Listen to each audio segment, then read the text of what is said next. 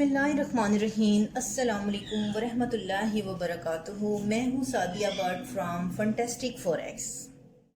आज हम अपनी इस वीडियो में ADX इंडिकेटर की बात करेंगे। ADX मतलब एवरेज डायरेक्शनल इंडेक्स।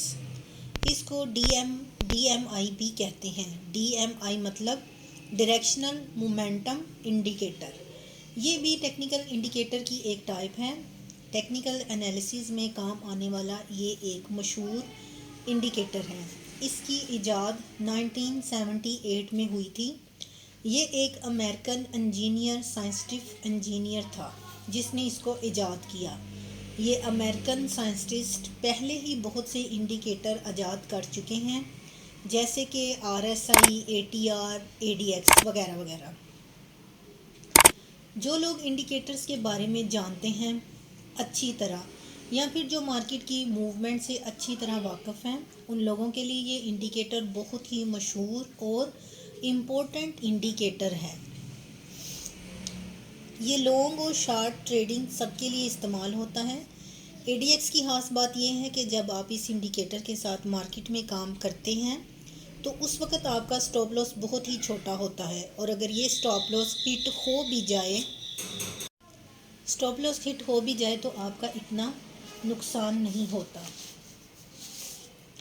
ये एक बेस्ट इंडिकेटर है। तो अब हम देखते हैं कि ADX क्या होता है, ये कैसे काम करता है, इसकी मदद से कैसे हम बाय और सेल कर सकते हैं। तो सबसे पहले आप वीडियो को लाइक करें, चैनल को सब्सक्राइब करें, ताकि हर नई आने वाली वीडियो की अपडेट आपको फ़ौरन मिल जाए। आप हमें Facebook, WhatsApp, Twitter, Instagram, Telegram हर जगह फॉलो कर सकते हैं। आप हमारे ब्रोकर के साथ रियल ट्रेडिंग अकाउंट भी बना सकते हैं। अकाउंट क्रिएट करने के बाद हमें व्हाट्सएप करें, हम आपको अपने VIP ग्रुप में ऐड करेंगे, जहां आप फ्री सिग्नल्स और हर तरह की अपडेट रिसीव करेंगे, वो भी बिल्कुल फ्री। इन सब का लिंक डिस्क्रिप्शन में मौजूद है। ADX मतलब एवरेज डायरेक्शनल मोमेंटम इंडेक्स। ये एक ट्रेंड की स्ट्रेंथ शो करने वाला इंडिकेटर है। ये हमें बताता है कि कोई ट्रेंड कितना वीक और कितना स्ट्रॉन्ग है। ट्रेंड की स्ट्रेंथ के बारे में इंफॉर्मेशन देता है। लेकिन कुछ इंडिकेटर्स जो हर तरह की इंफॉर्मेशन नहीं देते मार्केट के मतलब कि मार्केट ट्रेंडिंग मार्केट है या फिर रेंज बाउंड मार्केट है। जो इंडिकेटर ट्रेंडिंग मार्केट में काम करते हैं वो रेंज बाउंड मार्केट में काम नहीं करते, और जो इंडिकेटर रेंज बाउंड मार्केट में काम करते हैं वो ट्रेडिंग मार्केट में काम नहीं करते। लेकिन ये एक ऐसा इंडिकेटर है जो हर तरह की मार्केट में काम करता है, चाहे वो ट्रेडिंग मार्केट हो या फिर रेंज बाउंड मार्केट। ये हर तरह की मार्केट में अच्छी तरह काम करता है। ADX एक अनोखा इंडिकेटर है जो आपको आसानी से बता सकता है कि मार्केट कब रेंज में है और कब ट्रेंडिंग में है। इसी वजह से ये एक बेस्ट इंडिकेटर है। इस तरह ये बुलिश और बेरिश दोनों ट्रेंड में स्ट्रेंथ को शो करता है। ये किसी एक ट्रेंड के लिए काम नहीं करता, ये दोनों ट्रेंड्स पर काम करता है। ये आपको बताता है कि कोई ट्रेंड कितना स्ट्रॉन्ग और कितना वीक है। ये कुछ इस तरह नज़र आता है जैसे कि आप वीडियो में देख रहे हैं। ADX में 0 से 100 तक नंबर्स होते हैं। ADX में मेन 3 लाइंस होती हैं। नंबर 1 ADX लाइन, इसको ब्लू और ब्लैक लाइन से शो किया जाता है।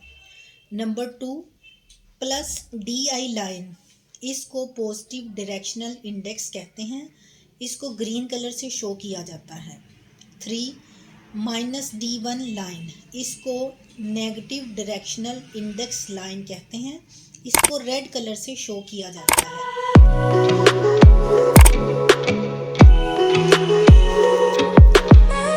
+DLI और -DL लाइंस के क्रॉसओवर से हमें बाय और सेल के सिग्नल्स मिलते हैं।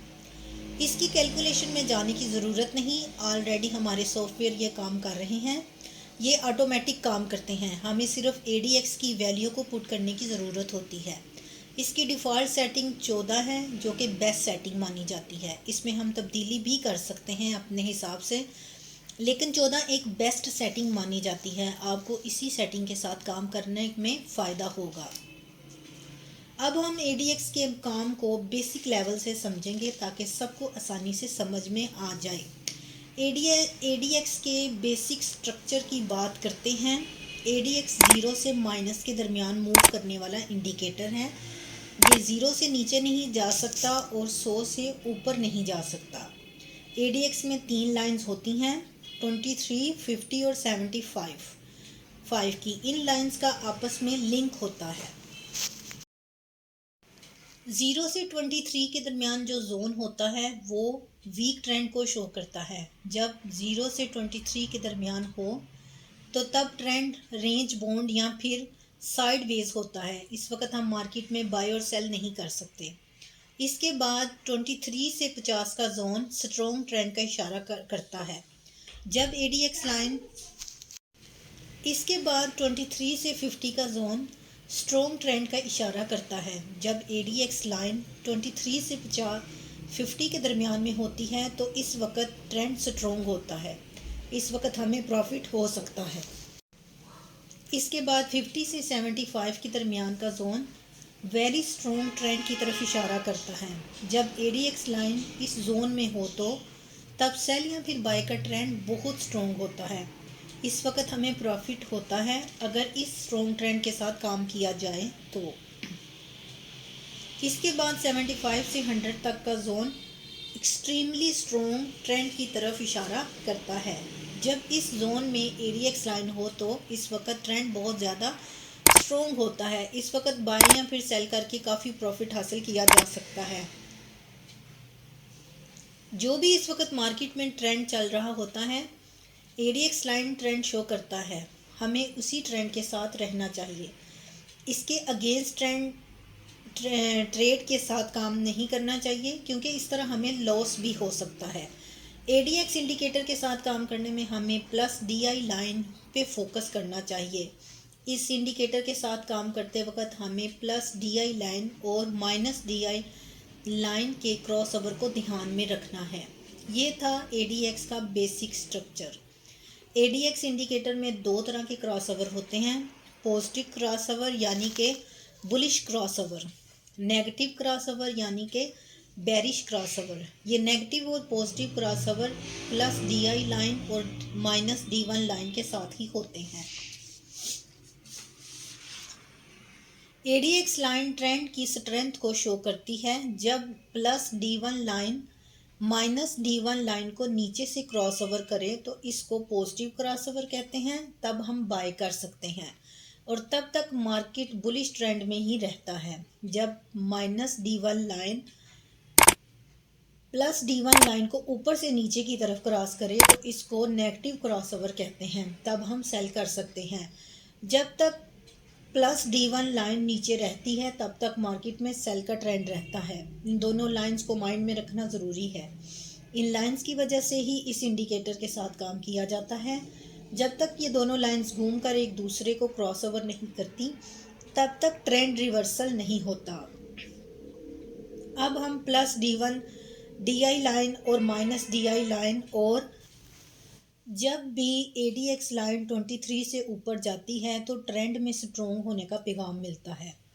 सवाल ये है कि कौन सा ट्रेंड, तो इसका जवाब ये है कि प्लस D1 लाइन और minus D1 line positive crossover दे रही है तो फिर बुलिश ट्रेंड होगा और ये ट्रेंड स्ट्रॉन्ग होगा। और जब प्लस DI लाइन और minus DI line negative crossover दे रही है तो फिर बेरिश ट्रेंड होगा और ये स्ट्रॉन्ग ट्रेंड होगा। जब तक ADX 23 को क्रॉस नहीं कर लेती तब तक हमें ट्रेडिंग नहीं करनी चाहिए इस इंडिकेटर के साथ। जब ADX लाइन 23 के ऊपर जाने के बाद जब नीचे की तरफ आने लगती है तब मौजूदा ट्रेंड के वीक होने का पैगाम मिलता है। जब प्लस DI लाइन और minus DI line positive crossover दे तब ADX लाइन 23 से ऊपर हो तो ये पॉजिटिव क्रॉसओवर के बाद 23 के ऊपर चली जाए तब हमें बाय करने का पैगाम मिलता है। जब प्लस DI लाइन और minus DI line negative crossover दे तब ADX लाइन 23 से ऊपर हो या फिर नेगेटिव क्रॉसओवर के बाद 23 के ऊपर चली जाए, तब हमें सेल करने का पैगाम मिलता है। प्लस डी आई लाइन और माइनस डी आई लाइन में नेगेटिव क्रॉसओवर 23 के ऊपर हो या नीचे, इस ट्रेंड की स्ट्रेंथ में कोई फ़र्क नहीं पड़ता। जब तक ADX लाइन 23 के ऊपर नहीं चली जाती, तब तक कोई भी सेल का ट्रेंड ठीक नहीं माना जाएगा। ADX लाइन के साथ बाय और सेल बेसिक कंफर्मेशन पर होना चाहिए।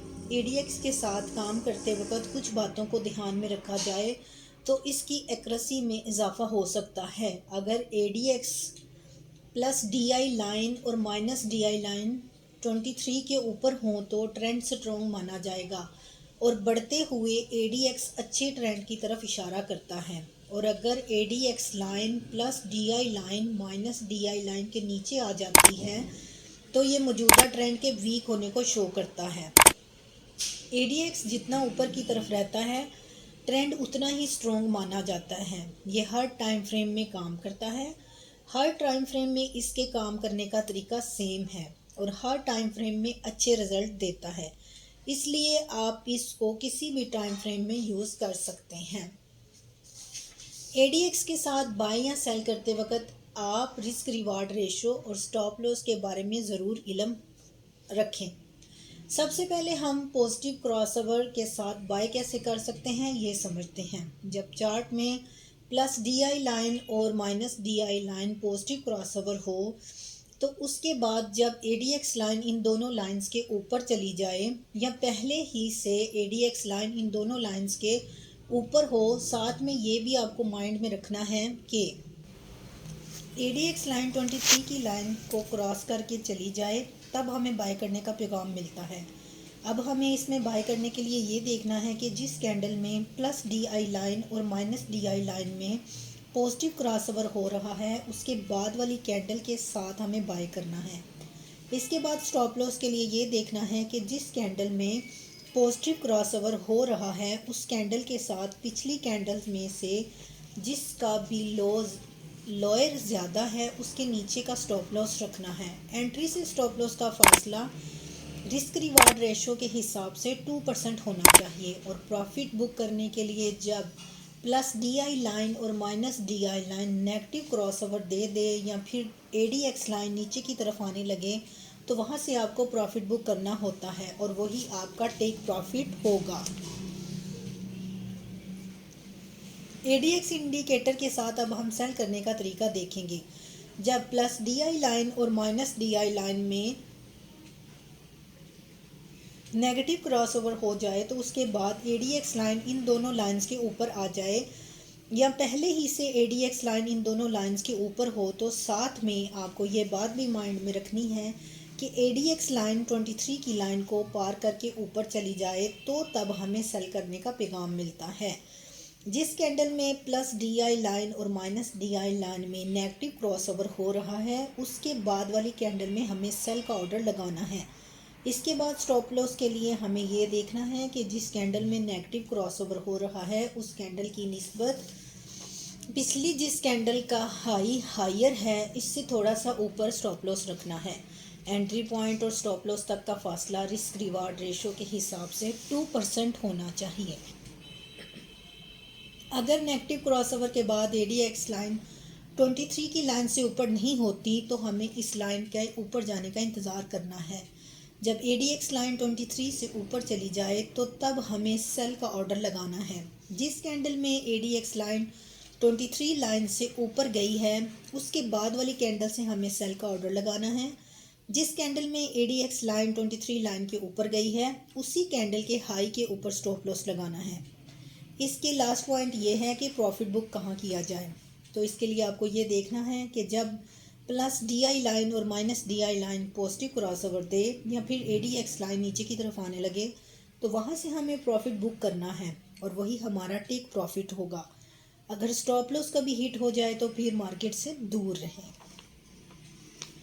इसके बाद आप अपने सॉफ्टवेयर में जाकर चार्ट को ओपन करके इंडिकेटर वाले ऑप्शन से ADX इंडिकेटर लगा लें। इसके बाद जब आप ADX पर डबल क्लिक करेंगे तो ADX इंडिकेटर की सेटिंग ओपन हो जाएगी।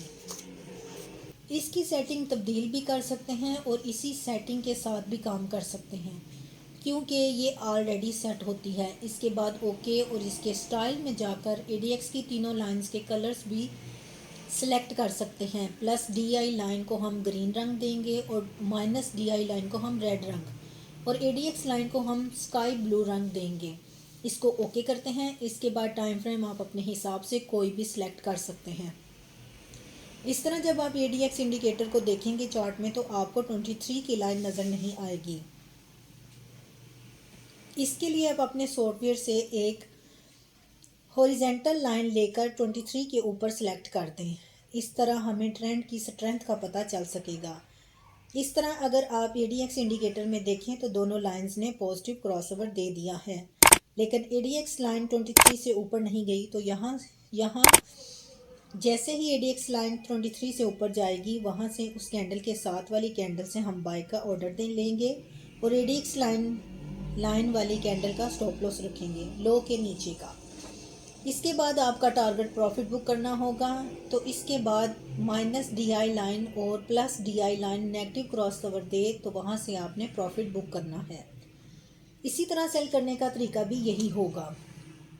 ADX इंडिकेटर का इस्तेमाल करते वक्त आपको रिस्क रिवार्ड रेशो और स्टॉप लॉस को माइंड में लाजमी रखना है, क्योंकि कभी आपका स्टॉप लॉस हिट हो भी जाए तो आपको फुल नुकसान ना हो। एक ही बार में ट्रेड मत करें। बहुत सारे ट्रेडर बहुत ज़्यादा क्वांटिटी के साथ ट्रेड करते हैं तो वो ये सोचते हैं कि हमें ज़्यादा प्रॉफिट हो जाएगा, और समटाइम्स ऐसा हो भी जाता है कि वो ट्रेड आपके फेवर में ना जाए, वो ट्रेड आपके ऑपोजिट चली जाए। तो फिर इस तरह आपके पास तो कैपिटल ही नहीं बचेगा।